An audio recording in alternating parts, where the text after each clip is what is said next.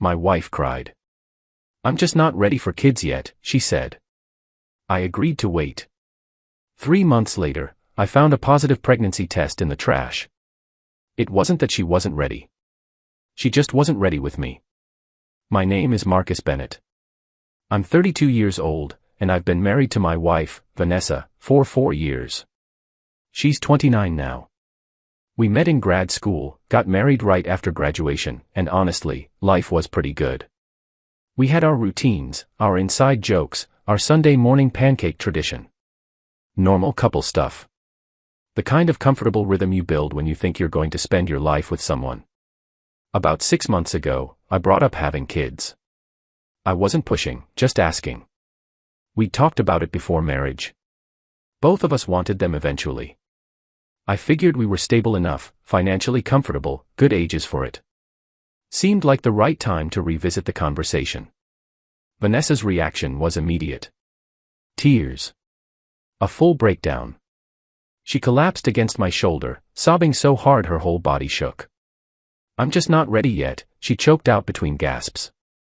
There's still so much I want to do. My career's finally taking off. Can we wait? Please. Obviously, I said yes. I'm not going to force someone into parenthood. That's insane. So I dropped it completely. Told her we'd revisit the conversation in a year or two. No pressure. I held her that night, stroked her hair, told her everything was fine. I meant it. I loved her. I wanted her to be happy. Fast forward 3 months. Last Tuesday, I got home early from work, around 4 in the afternoon. Vanessa wasn't home yet. I walked through the house, grabbed the junk mail from the counter, and headed to the bathroom to toss it in the trash. That's when I saw it. Sitting right there on top of some tissues, not even hidden. A positive pregnancy test. My brain went through about 15 different reactions in 3 seconds. Joy. Confusion. Why didn't she tell me? Maybe she was planning a surprise. Some elaborate reveal with balloons or a onesie or whatever people do these days. Then I noticed the date on the digital display. 3 days old. She'd known for 3 days and said nothing. I sat on the bathroom floor for maybe 20 minutes, just staring at that plastic stick. Something felt wrong. Really wrong. If she was pregnant and happy about it, why the secrecy? Why cry about not being ready 3 months ago? Why hadn't she come running to me with the news? I did something I'm not proud of. I went through her phone. I know. I know it's wrong. But that test was screaming at me that something was off, and I needed answers. Her phone was on the nightstand, unlocked like always. I found a text thread with a guy from her office. His name was Derek Collins. They'd been messaging for months. Nothing explicitly sexual in the recent ones, but familiar. Too familiar. Inside jokes. Heart emojis. Can't wait to see you tomorrow. The kind of intimacy that made my stomach turn. I scrolled back. Way back. And there it was, like a punch to the chest. A message from 2 months ago. Vanessa had written, I think I might be pregnant. Derek's response, holy shit. Is it mine? Her reply, has to be. We've been careful with timing. I'm going to be real with you. I nearly threw up right there on the bathroom floor. My hands were shaking so badly I almost dropped the phone. More scrolling. More messages. They'd been sleeping together for at least 6 months, right around when I asked about kids. The timeline clicked into place like the world's worst puzzle. She wasn't ready for kids with me. She was already potentially having one with him. I screenshot everything. Every message. Every lie. Every declaration of love that should have been mine. Sent them to my email. Backed them up to a cloud drive. Then I put her phone back exactly where I found it. Went to the kitchen. Made myself a sandwich. Ate it. Felt nothing. Vanessa got home around 6. Normal greeting. Kiss on the cheek. How was your day? She asked, dropping her bag on the counter. Fine, I said. Yours? Exhausting. She sighed dramatically. My boss is being impossible. I nodded. Went back to watching TV. My hands weren't shaking anymore. Something inside me had gone cold and still. That was Tuesday. Today's Friday. I haven't said a word about any of it. I've been planning. I called a lawyer on Wednesday. Got a consultation that same afternoon. Explained the situation. He listened, took notes, and when I finished, he said, "You've got enough for fault-based divorce in our state. Adultery still grounds here. Could affect asset division." I called my dad, Richard, on Thursday. Told him everything. He wanted to drive down immediately and, in his words, handle it. I talked him down. Told him I needed to do this my way. He didn't like it, but he respected it. I started documenting everything. Our finances. The house, which is in both our names. Her car, which I'm still making payments on. Every shared account and asset, cataloged and organized.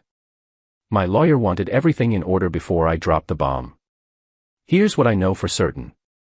Vanessa is pregnant with another man's kid. She's been lying to me for months. She cried and manipulated me into waiting for children when the reality was she was already betraying me with Derek. Every tear, every sob, every "I'm just not ready" was a performance. So that's where I am now. Eating dinner across from my pregnant wife who thinks I have no idea. Making small talk.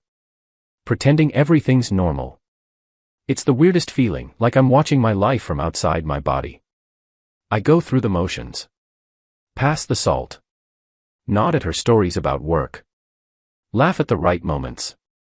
But inside, I'm already gone. Tomorrow we're going to her parents' house for their monthly dinner. Her mom, Patricia, and her dad, Harold, have been doing these family dinners since before we got married. I'm going to sit there and smile and eat pot roast while Patricia asks when we're having kids. The irony would be funny if it wasn't so devastating. My lawyer wants me to wait until after this weekend. Something about strategy and timing. So Monday. Monday it all comes out. God, this sucks. That dinner at her parents' place was something else. Vanessa and I showed up Saturday evening, right on time like always. Patricia answered the door with her usual warm hug, the kind that envelopes you completely. Harold was out back grilling steaks. Her younger brother, Tyler, was there with his fiancée, Megan. Normal family scene, except I was sitting on a nuclear bomb of information. Patricia cornered me in the kitchen while I was helping her pour drinks. "So," she said with that pointed mom tone, the one that makes every question feel like an interrogation. "Any news you two want to share?" I nearly dropped the glass I was holding. "What do you mean?" "Oh, come on." She smiled knowingly. "You've been married 4 years now. I'm not getting any younger.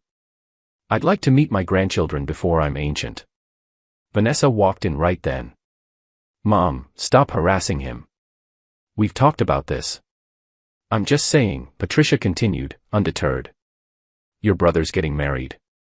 He'll probably have kids before you do at this rate." Tyler chimed in from the other room. "That's the plan. Maybe by next year." Vanessa's face went pale. Actually pale. She mumbled something about checking on the food and bolted toward the kitchen. Patricia looked at me, concerned. Did I upset her? "She's just stressed about work," I said automatically. The lies came so easy now. Wonder where I learned that. Dinner was torture. Every mention of future plans, every casual comment about, "when you guys have kids someday," felt like a knife twisting in my gut. I watched Vanessa squirm. She barely ate. Kept excusing herself to the bathroom. Morning sickness or guilt? Who knows? Maybe both. Harold asked me about a fishing trip next month. "Just us guys," he said, gesturing with his fork. "My son, maybe a couple of his buddies. What do you say?" I looked at Vanessa. She was staring at her plate like it contained the secrets of the universe. "Sounds great," I said, knowing full well I wouldn't be family by then. We left around 9. The car ride home was quiet. Vanessa looked like she wanted to say something the whole drive, kept opening her mouth and then closing it again. She never did speak. Neither did I. The silence between us was thick enough to choke on. Sunday came and went. Normal routine, or what passed for normal now. She was on her phone a lot. Texting him, probably. I watched her smile at her screen while I pretended to read a book. Watched her laugh quietly at whatever clever thing Derek had written. My wife, laughing at another man's jokes in our living room. Monday morning. D-Day. I'd taken the day off work. Told Vanessa I had a dentist appointment. She left for the office at 8, kissed me on the cheek like she did every morning, told me she loved me. I said it back. Force of habit.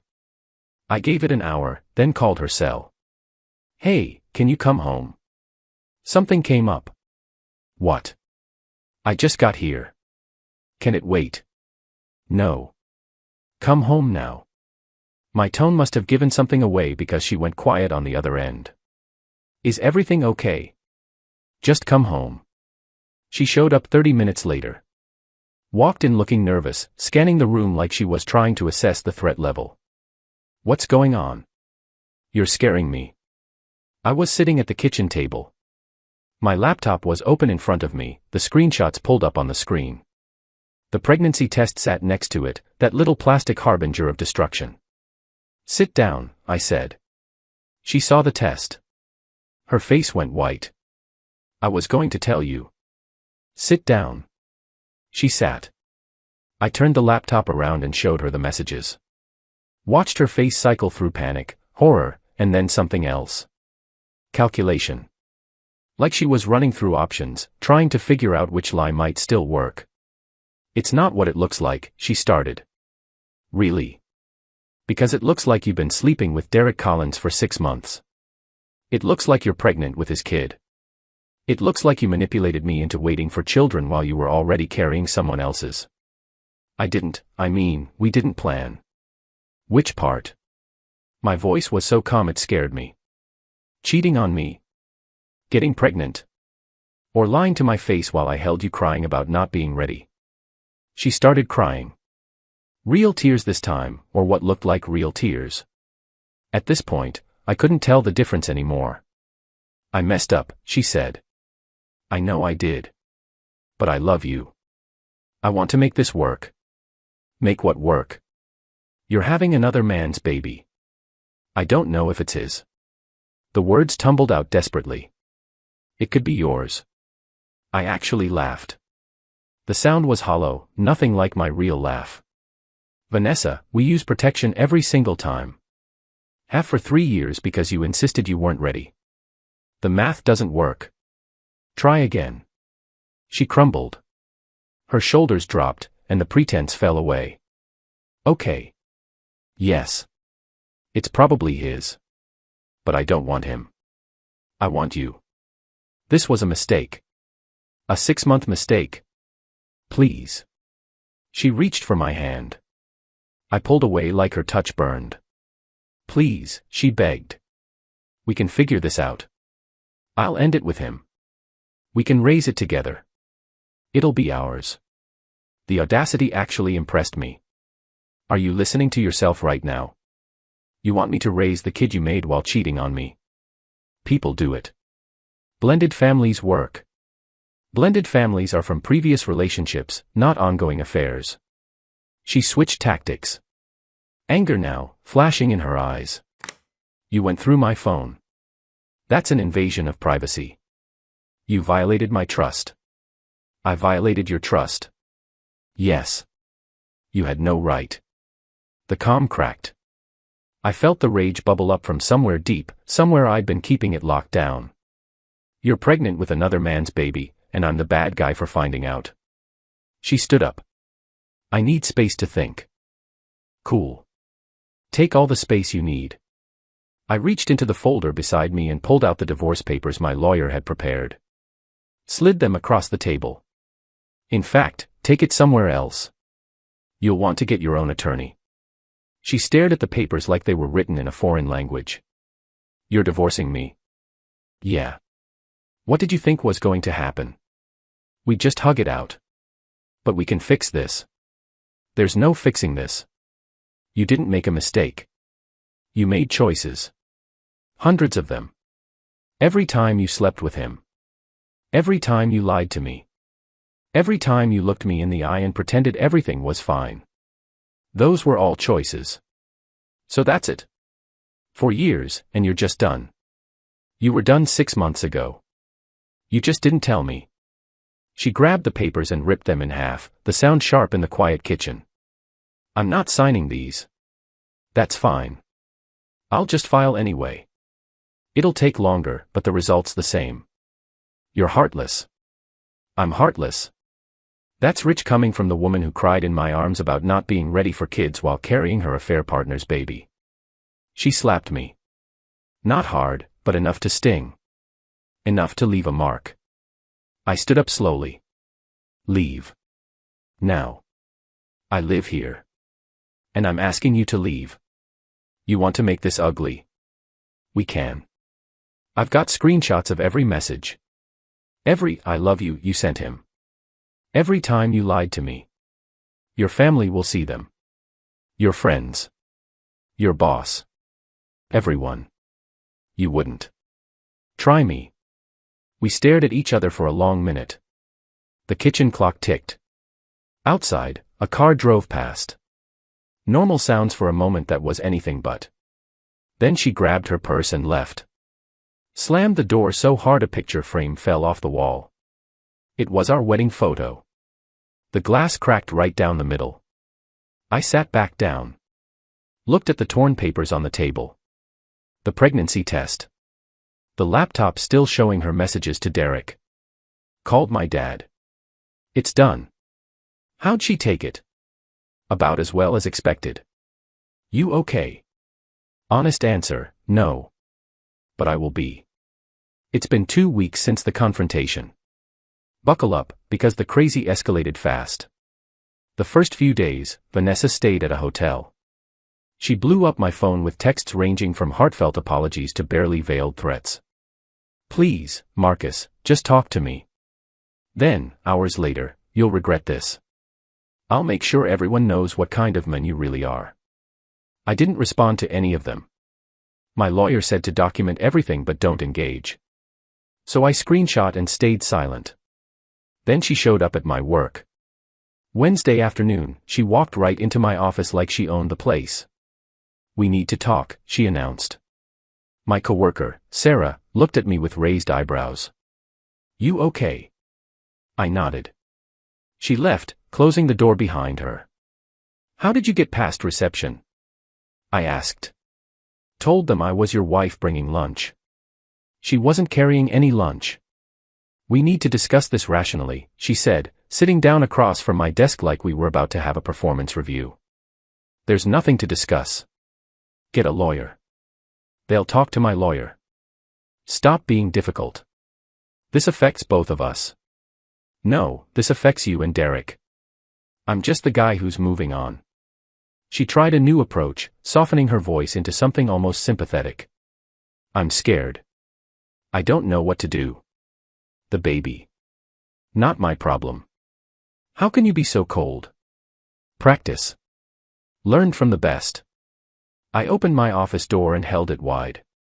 Please leave. I have work to do.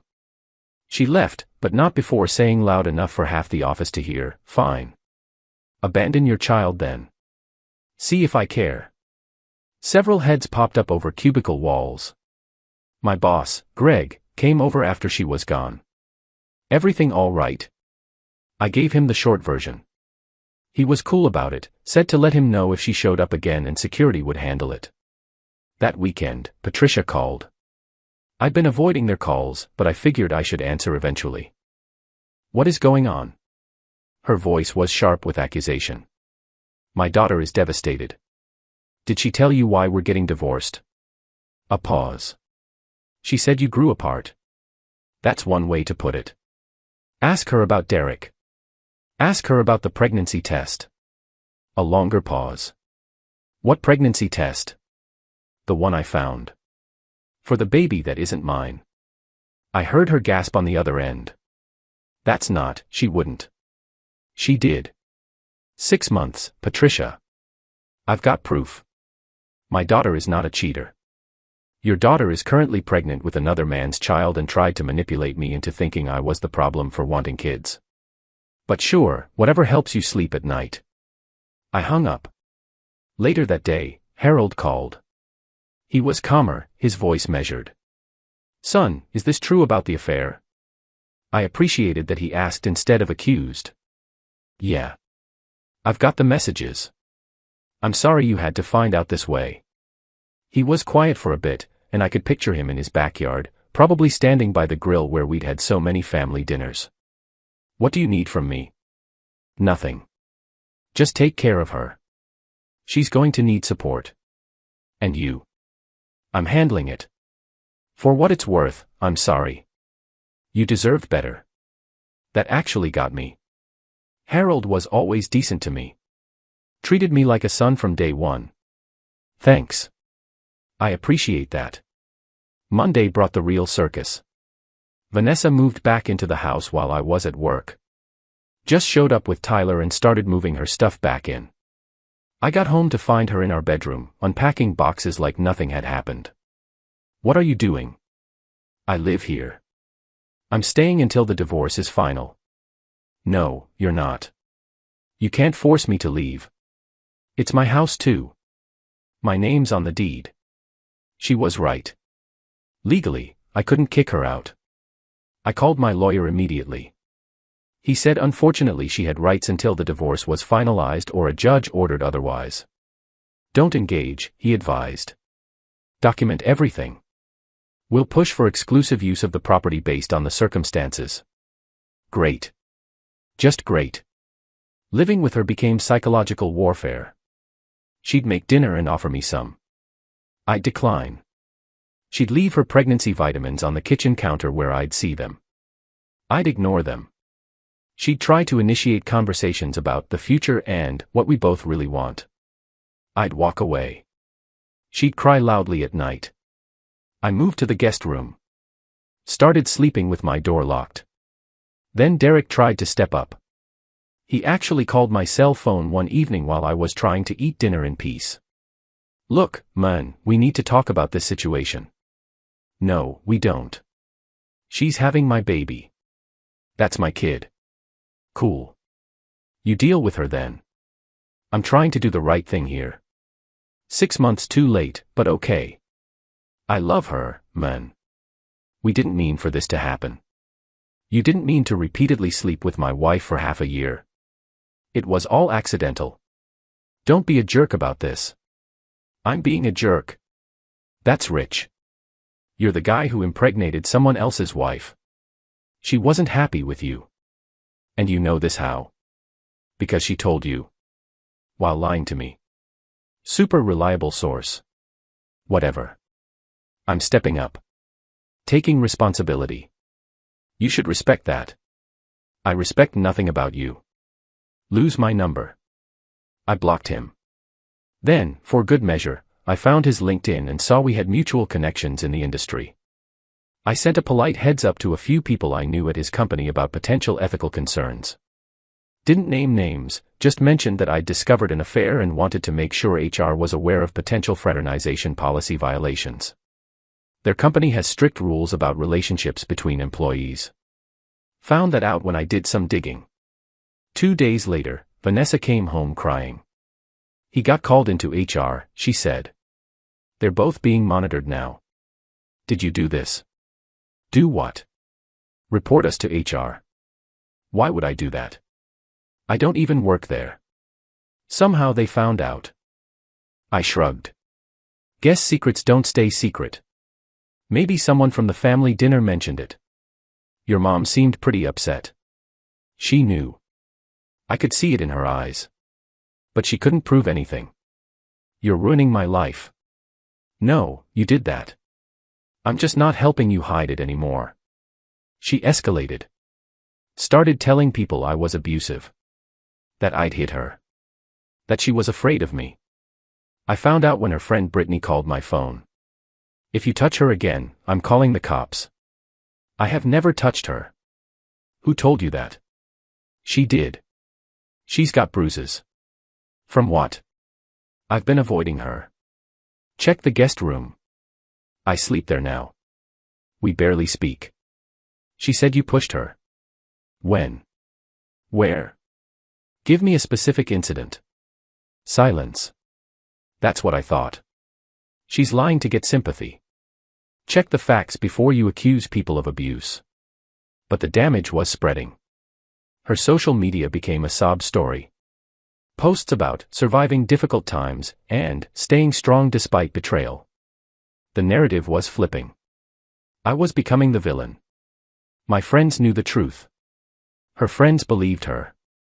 Mutual friends were stuck in the middle. I stopped checking social media. Stopped caring what people thought. Focused on the legal battle. My lawyer filed for exclusive use of the house. Filed for an emergency hearing based on her attempts to slander me in the hostile living environment. Vanessa filed a restraining order request, claimed I was threatening and intimidating. The judge reviewed both filings and called us in for a hearing. We sat on opposite sides of the courtroom. Her lawyer painted me as controlling and vengeful. My lawyer presented the messages, the timeline, the proof of the affair. The judge looked tired. He rubbed his forehead and leaned back. Let me get this straight. You, he pointed at Vanessa, had an affair resulting in pregnancy. And you, he pointed at me, want her out of the shared residence. Yes, Your Honor. Her lawyer jumped in. My client has nowhere else to go. She's pregnant and vulnerable. My lawyer countered. Her affair partner is still in the picture. She has family in the area. My client is being forced to cohabitate with the person who betrayed him while she carries another man's child. The judge rubbed his temples again. I'm granting temporary exclusive use to the husband pending the divorce proceedings. Wife has 2 weeks to relocate. The restraining order request is denied due to lack of evidence. Vanessa burst into tears. Her lawyer tried to argue. The judge shut it down. 2 weeks. Figure it out. Outside the courthouse, she confronted me on the steps. Where am I supposed to go? Your boyfriend's place. Your parents? A hotel. Not my problem. You're really going to make a pregnant woman homeless? You're not homeless. You have options. Just not my house. I hate you. Yeah, well. The feeling's pretty mutual right now. Patricia showed up then. She'd been sitting in the gallery. Walked right up to me with fire in her eyes. You should be ashamed. I should be ashamed. Your daughter's pregnant with another man's baby, and I'm the bad guy. She made a mistake. You're supposed to forgive. Some mistakes are unforgivable. This is one of them. Harold was there too. He pulled Patricia away, putting a hand on her arm. Let it go. He's within his rights. As they left, Patricia was still yelling about how I was heartless and cruel. I watched them walk to their car, Vanessa crying between them. I went home that night to an empty house. Sat in the quiet. It should have felt like victory. It just felt hollow. But you know what? Still better than living a lie. It's been 4 months since everything exploded. The divorce was finalized 3 weeks ago. The 2 weeks Vanessa had to move out were hell. She dragged her feet on everything. Kept forgetting to pack things. Derek suddenly wasn't available to help. Surprise, surprise. Her parents had to come get her stuff. Harold looked exhausted, moving boxes in silence. Patricia still gave me death glares, but at least she kept her mouth shut. The day Vanessa finally left, I changed all the locks. Stood in the doorway, watching her pull away in her car. She looked back once. I didn't wave. Divorce proceedings were messy but straightforward. My lawyer was good. The affair evidence made things cleaner legally. In our state, adultery affects asset division. She tried arguing for alimony. The judge wasn't having it. Final settlement, the house went to me. I bought out her half at slightly under market value since the judge factored in the adultery. Her car, the one I was still making payments on, she took over the payments. She couldn't afford them, ended up selling it at a loss a month later. We split other assets roughly 60-40 in my favor. No alimony. She tried to claim I should help with baby expenses. The judge shut that down instantly, since the child wasn't mine. Her lawyer tried the "he's being vindictive" angle one more time. My lawyer showed the messages, the timeline, the manipulation. The judge looked at her lawyer and said, "Your client committed adultery and tried to deceive her husband about paternity. He's not being vindictive. He's protecting his interests." Outside the courthouse after the final hearing, Vanessa tried one more time. "Can we talk? Just 5 minutes." "No. Please. I need closure." "You got closure. It's called divorce papers. Don't you want to know why?" "Honestly. No. Nothing you say will change anything." I was scared, she said anyway. Of commitment. Of the responsibility. Derek made me feel young again. Free. I know it was wrong, but... Stop. I don't care. You made your choices. Now live with them. I still love you. You love the security I provided. There's a difference. Her eyes teared up. I hope someday you can forgive me. I hope someday you figure out how to stop being selfish. But I'm not holding my breath. I walked away. Didn't look back. The aftermath has been interesting. Vanessa had the baby last month. A boy. Her parents sent me a birth announcement. Not sure if that was intentional or an oversight. Deleted it. Derek tried to make it work.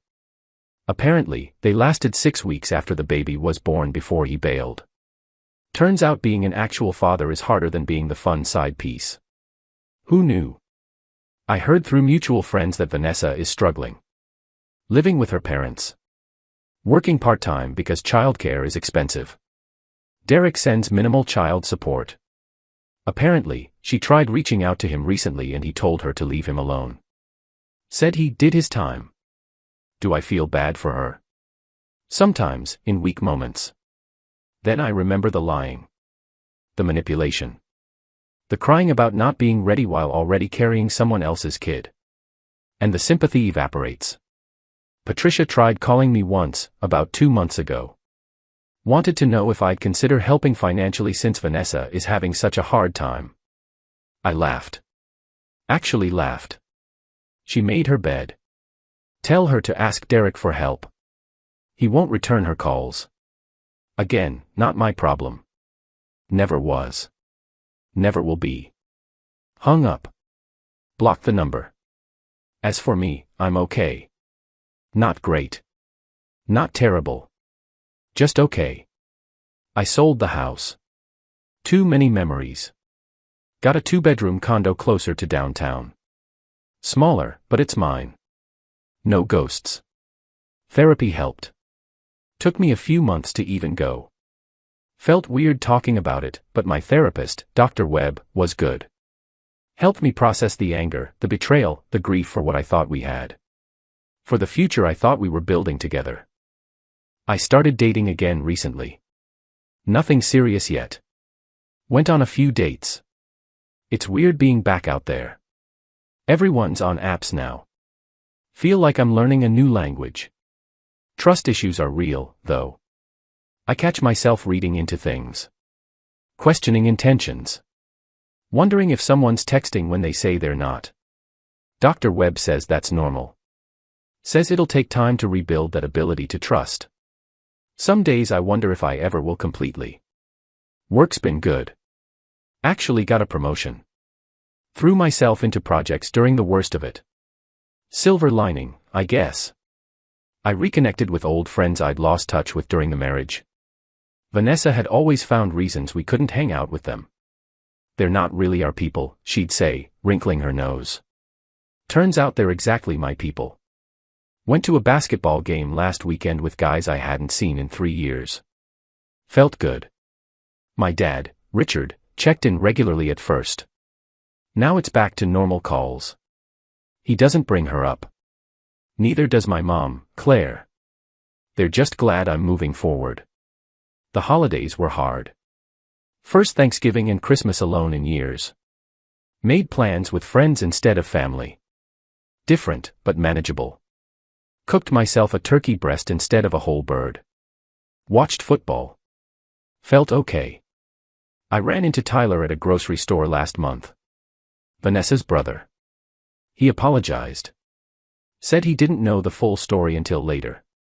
Said he was sorry for helping her move back in that day. I told him it was fine. He was just helping family. He seemed relieved. We shook hands and went our separate ways. Someone asked me recently if I regretted how I handled it.